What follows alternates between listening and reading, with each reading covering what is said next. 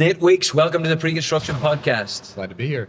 We are live from Advancing Preconstruction 2026 here in Phoenix, Arizona. First guest, Nate. Nate, you're Director of Estimating at Jewett Construction. For context, tell us a little bit about Jewett. Yep, so Jewett Construction is a commercial general contractor based out of Southern New Hampshire. We do work in the entire New England region, into upstate New York, not necessarily in the city, down into the mid-Atlantic and into Virginia.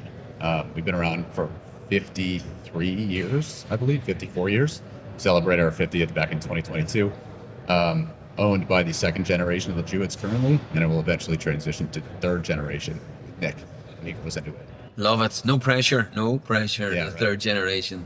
Lovely. So folks, on today's podcast, we're going to be talking about quite a few topics. First of all, the increase in negotiable work, the increase in project planning, what it takes as Director of Estimating when it comes to planning, design and estimating, Nate's career growth, his passion for fitness and self-discipline, and how much of that he takes into his work. And of course, we're going to talk about pre-con technology and AI. So before we go, talk to us about your journey, Nate. The one thing when I look at your career so far is career progression has been quite steep. Give us an insight into why you think you've been so successful and any takeaways that maybe the audience can take. Yeah, so I started this as sort of a second take in my career when I was about 27. I got hired as an assistant estimator by Jewett back in 2017. I had never done anything like it before, didn't really know what it was, but I figured, hey, why not give it a shot? Something about estimating just clicked, and I took on as much as I could. I had a great mentor in Greg Stewart. He's the president now, but he was the director of estimating at the time. He really taught me what to do and then gave me the reins once he was confident that I could take it on. From there, I just continued to gobble up as much work as I could, worked hand in hand with our design team, with our consultant partners, with my coworkers, and they helped me learn and grow. And again, I don't think it was anything other than just a natural inclination toward this kind of work and a work ethic. Appetite's huge. Yeah. And now, don't get me wrong.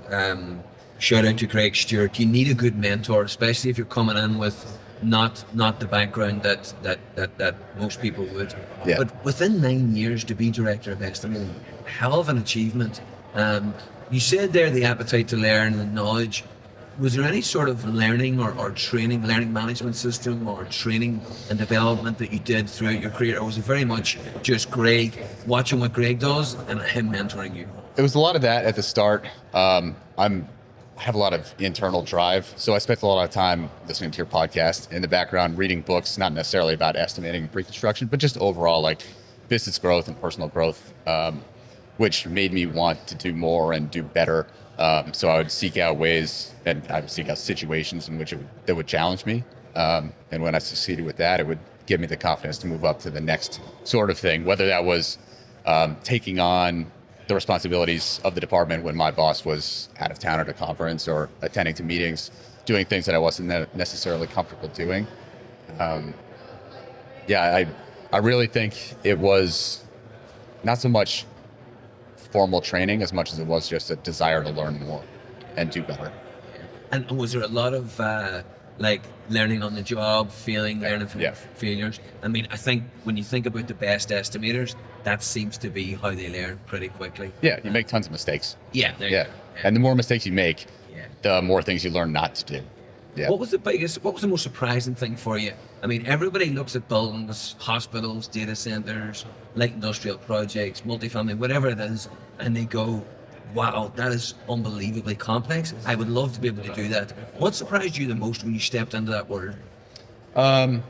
Really how simple it is. If you break it down into individual components, I try to put the building together kind of in my head, and it was very daunting at first when I didn't know what any of this stuff was. I remember the first day someone told me to go look at some curtain wall, and I said, what exactly is curtain wall? So once I figured out what generally everything was, kind of breaking that apart, finding out how individual components work, it really just simplifies it. And then that just scales. It doesn't get any more complicated once you determine how the buildings go together. It just gets bigger. The numbers get bigger. The equipment gets bigger. There's more of everything, but it's all the same stuff. Yeah. One thing I do get asked a lot is going from that estimator, senior estimator, pre-con manager up to director level. What's the biggest differences on your day-to-day now at that level? I don't get to do the stuff that I used to love to do the most, which was actually conceptually budget projects and put together the puzzle that is an estimate. Whether it's an early conceptual stage, I call it shapes on paper, where a developer comes and says, here's a rectangle that's 700 by 500. How much is it going to cost in this location? Or it's a full-on estimate with a fully developed set of drawings. I really loved going in and pulling it apart and finding all the discrepancies in the drawings. And determining what the best value was for the client. So I don't get to do that anymore, which is a bummer, but it does mean I get to help my guys do that better than I ever did it. So it's been a shift mentally from not having any like personal wins, quote unquote, as a not an individual contributor. But I do get the opportunity to see our estimators grow and develop and do what I was doing before, and their wins become mine. Yeah. Is there a kind of a hurdle there that you've got to get over of delegation and kind of a lack of control that you'd have been used to? Yep. Yeah, it's a lot of sitting on my hands. So I have to, it's easier now. I've been in my position for 3.5, 4 years at this point. So it's easier now to say, hey, here's what I need. Here's my expectations, outline those very clearly, which helps a lot. Like actually sitting down with them and saying, here's the task. Here's what not to do. Trust me on that. Don't go down those roads, and laying out like, this is why we need to do it. What do you think is going to happen if you don't achieve these goals? And then giving them the reins to go do it and figure it out themselves. I think the autonomy of giving them the autonomy to do it helps me just sit back and know that they'll figure it out. Because it was the same thing, the same luxury that I was afforded when I was coming up. And it'll be interesting when we get into the pre-con tech side of things, how you have utilized that in training and developing your own team. But before we do that, let's talk about planning, design, and estimating. We talked off air just now about the importance of planning and basically the demand for project planners in non-residential buildings at the moment over the last 2 or 3 years has really spiked. How important is planning when it comes to doing the projects that you do? Oh, it's huge. In a lot of the world we live in, and especially spec industrial, it's flavored a lot with developers calling us and saying, hey, we're looking at this piece of land. How much building do you think we can fit on it? What's the optimum ratio of building to parking? What can we get away with? What are the allowed uses?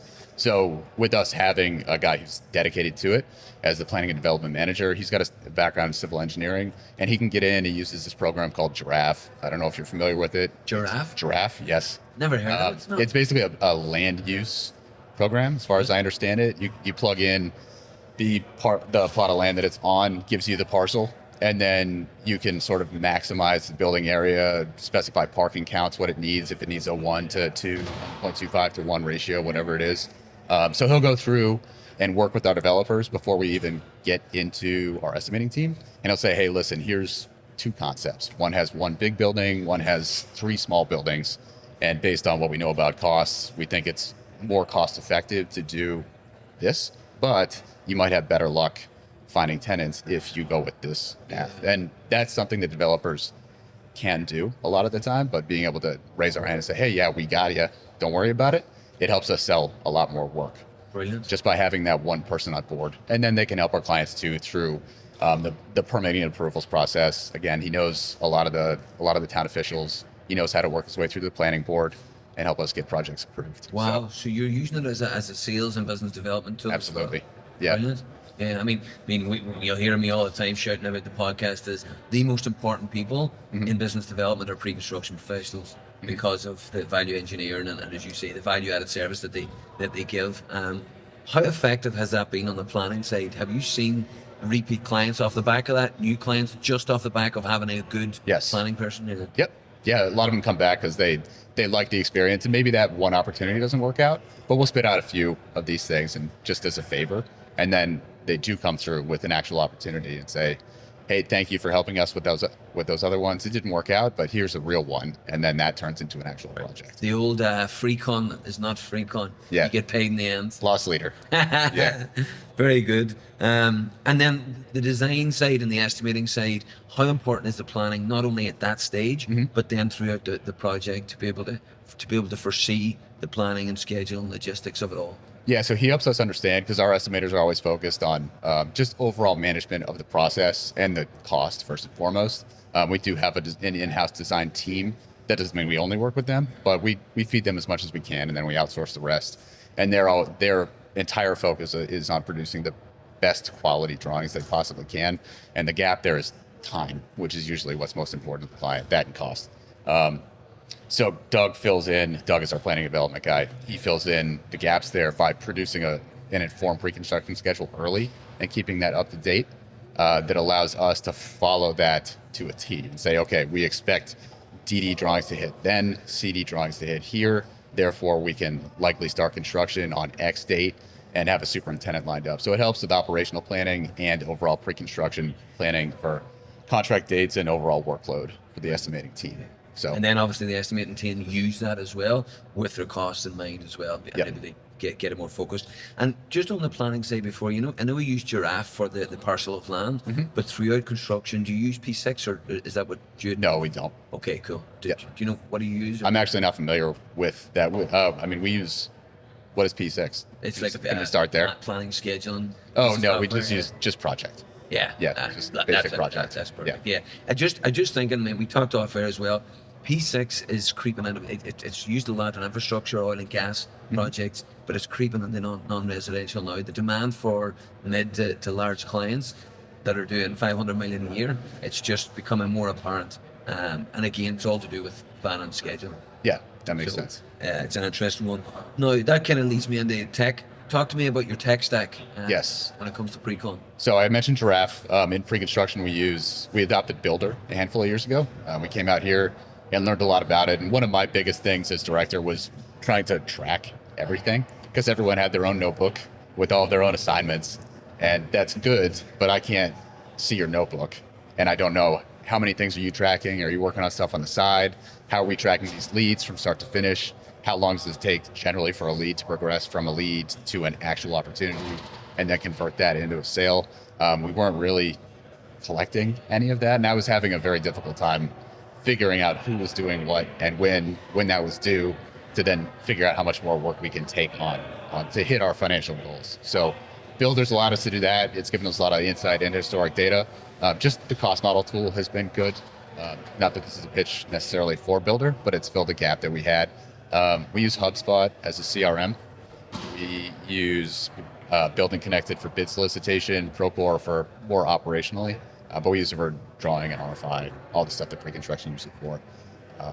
Outside of that, we use Excel for all of our estimating functions, and that is about it, outside of like Bluebeam and your standard stuff. Yeah. And where do you see, obviously we're at advanced in pre-construction, the hull is full of tech solutions, either single point or like trying to cover or solve a load of problems. Where do you see the biggest kind of market that you would like to plug in? Like if you were here now and you said, right, I would love bid leveling, for instance, I would love something just to solve that problem for me. Where do you see the biggest gap? Yeah, I feel like there's a tool for everything, but there's no tool that does all of those things competently, and that's the biggest problem. So for me at least, because like I said, we have Builder, we have HubSpot, we use Building Connected, we use Procore, and there's an overlap in that Venn diagram, but it's not that much. So you end up paying for all these different services. Bid leveling would be helpful if we could figure out a way to streamline that process. We just had a situation last week where one of our estimators was out of town. We were shorthanded and a bid was due because the due date got pushed and I had to take it on. And it was an effort to get that out in time. Basically, I had 36 hours to go from bids collected to bid presentation with the developer. So if there had been something that could have taken some of that workload off of my plate so I could have focused on the other things, it wouldn't have been quite so hectic. And I think that all the other estimators would say the same thing. Yeah. Because a lot of it's just data entry, right? We field bids through email. It's a PDF. We have to save that on the H drive. We have to put that into our estimating template, fill out all the information, print it, put it in a book. I guess that's an extraneous step that we don't need. If there was something we could dump all of those bids into to populate what we already do, that would save hours. Yeah, I think when you look at it, I've already been around all the tech companies or the pre-con techs, and there's a lot of new bid leveling tools there. Yep. So obviously everyone sees that, and Yeah. the tech companies are going after it. So hopefully they come up with some. I've actually got a few of them coming on the podcast. So Okay. be interesting to see what their solutions are like. keep an eye out. The couple of ones I want to talk about, building connected. How are you coming along with that? There's been a lot of in the pre-con first community. There's been a lot of people concerned about building connected since the acquisition, but also the cost and the alternatives. Yeah. How do you find it working with it? It's been good. Before we had Building Connected, we used, I think it was I Square Foot, which was honestly a nightmare. Sorry if anyone's listening who's affiliated with I Square Foot. Yeah. It was just difficult. It was Yeah. clunky. So Building Connected was a game changer. It was brought to us by a guy who came from Whiting Turner, and he used it there. So that was a nice addition. I think if there was a different alternative that was, I guess, more cost effective and could achieve the same results, really what we like about it is the ability, the open network that it has, where people can come in and say, we do this work in this area, and we might not know about them, but then we can find them. Versus Procore's model, or I guess Builder has the tool too. You have to maintain a database, your own database, and keep all that information up to date. And then you can only pull from that. So you have to physically go out and look for new subcontractors, get their info and put it into that system rather than just finding them on Building Connected. So yeah, I don't know, it works. I don't have any major complaints about it, but yeah, cost-wise, it has gone up. Good. Yeah. No, listen, and that's just the beast that we're in. Once they get acquired, and the development as well. It'll be interesting to see what they do development-wise, make it better, or are they just going to just plug it into what they do already and offer it as part of that. And then talk to me about estimating. Obviously, estimating is a big part of it. Would you look into an estimating tool, or has any kind of tools caught your eye? Nothing has caught my eye. I have looked around. I'm not opposed to other solutions outside of Excel, but we've built an Excel template over the years that is robust enough. It gets done what we need it to do. What would be nice is if there was something that was linked into an overall database, which might exist. To be honest, I haven't looked at it all that much because what we have works. Yeah. And if it ain't broke, don't fix it. Absolutely. But if there was a solution that presented itself that could pull all of the information we have together, like you feed the bids in, and it then is dumped into the template of whatever the template is. If it's a program online, some sort of software, or if it's somehow linked into Excel via Google Sheets or something, I don't know how it works. That would certainly save time, and I'd be into it. Really, the data entry is what kills me. I don't mind so much. Writing scope is good. I like the flexibility that Excel provides, where you can go in and you can craft it exactly how you want. Everyone writes it differently because their brains, they don't all work the same. Scopes I wrote when I was doing it are not the same as what the other guys do. So I like them having the freedom to do what makes sense to them and not be kind of boxed in and say, you can only write these things in this one spot. Yeah. And I think that's the biggest problem with off-the-shelf solutions. Yeah. Is they think that everybody does estimate and pre-construction the same way. Right. And it is so far from the truth. Fluid. Yeah. It's completely fluid, and people think differently. And even internally, even in your team, people will run through estimates very different to other people. Yeah. So off the box is really difficult unless it's highly customizable. Yes, Yeah. I agree. So if anyone's working on it, give me a shout out. Yeah, good luck with that one. Brilliant. Another thing that obviously is becoming director is the training and development of younger staff or your Yep. team. Obviously, you've gone through it recently. You're only a young guy, mid-30s, director level. Is there anything that you've learned from your time doing that you now have found really helpful in learning and training and developing your younger members of staff? Yeah, I think when I first started, I had to learn how to set expectations clearly. I talked about that before. I can't stress enough how important that is, to not give someone a task, whatever that task is, or say, hey, you're new, you're an estimator now, go do this. And like just explaining to them, you say, hey, yeah, this is how you estimate, here's the point, but then walking away. And then if they fail, they come back to you and you say, why did you fail? What happened there? Why didn't you do it what I expected you to do? And their answer is, you never told me what you wanted. You just said what you were like, go do this. Yeah. So expectation setting was huge. Having empathy for where they're at. Everyone has good days, bad days. Some people don't understand things as clearly as you might. And alternatively, some people might understand things much better than you do. And you have to be open to asking questions, admitting that you don't know what this is, admitting your own mistakes. knowing when you're wrong and asking questions of them. So yeah, I think it's just opening yourself up to the people who work for you, who you're managing, who you are leading and guiding, because ultimately your goal is to make them better at what you did than you ever were, so that they can take your job. Yeah, there's a lot of satisfaction in that, isn't there? When Yeah. you think about it, when you see people really flourish under your management. Mm-hmm. Yeah. Yeah, no, there's nothing more fulfilling than seeing someone come up and grow. We've got a young estimator here who started in the field. He was an assistant super for a few years. He had a similar background to me. He was just sort of doing things. He went to college in Boston, played hockey, and then was landscaping, doing whatever. And we hired him on as an assistant super for a couple of years, and he liked it, but he wanted something more. And I think he knew he had more in him. So we brought him in, and he worked with one of our senior guys for like a year, just hand in hand. He was glued to his hip. He did everything. He made coverage calls. He wrote scopes. He learned the ropes, learned how to do it. And then we set him loose on his own late last year, I think. And he's just taken off like a rocket. Love it. So it's great to see someone who you bring in, you teach, and then they figure it out. Something clicks, and then they just start going off on their own. And you can say, okay, cool.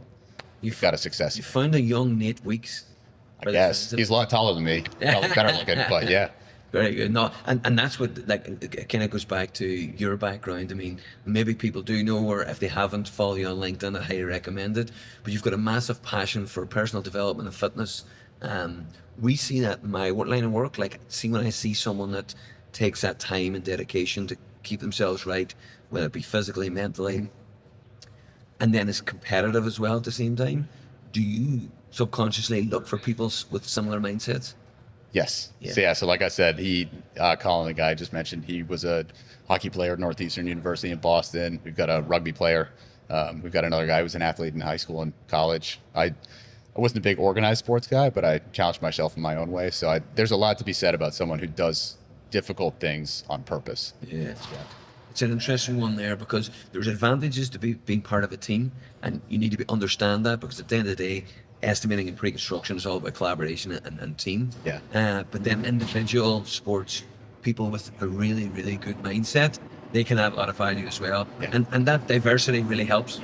Yeah, it does. Yeah. I couldn't agree more. Yeah. Yeah, I think one thing I've gotten out of my pursuits, my extracurriculars, is just knowing what hard is, what difficult feels like, and that you always get through it, right?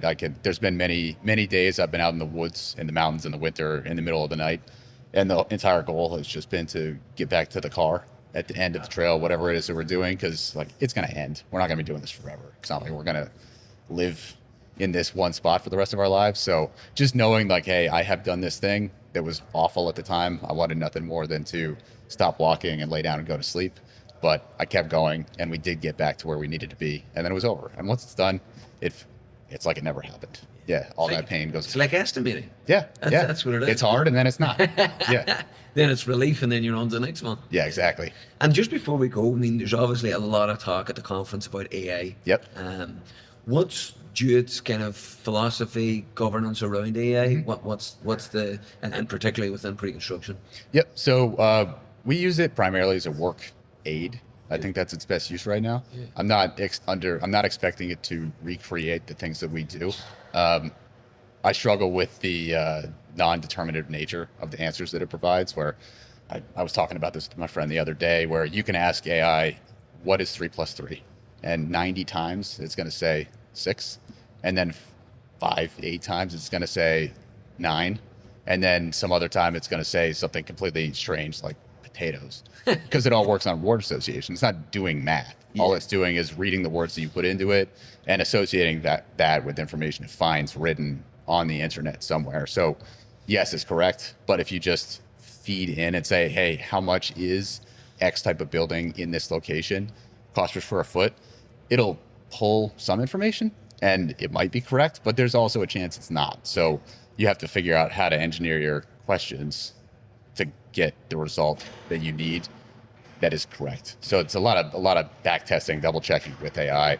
And I think we're still learning how to do that appropriately. So more so now it's a work aid with research, learning new things. If you're short on time, like it's great for that, because it saves you scrolling endlessly through Google and clicking through Google Images and trying to find out what a detail for a pile cap is, what have you. So I think it's been helpful. We haven't committed to it fully. I'm interested to see where it goes. Yeah. And we're not opposed to it. It just, we haven't dived in first.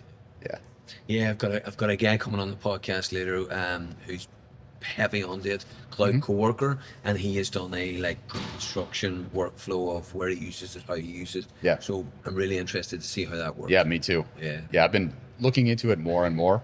As you can imagine, we are pretty busy. Yeah. So it's tough to find the time to put aside the other work and dive in, especially with all my other hobbies. But we'll get there. And that's it. And that's why this conference is incredible, because you can actually talk to people and they can give you real life examples and success stories of where it works and possible failures as well. So it cuts the time. It's like the pre-construction first community. It just cuts the time of everybody repeating the same things, Yes. getting the same answers. Well, Nate, this has been really insightful. I really appreciate it. If there is anybody listening to the podcast now and they say, you know what, I would love a follow-up call or conversation with Nate, where's the best place to get in contact? I would find me on LinkedIn. Yeah, perfect. And as always, folks, I will put Nate Weeks' LinkedIn profile below, and I'll also put Jewett's URL as well so people can get you. Perfect. Thank you very much. Really appreciate it. Thank you. Good to meet you.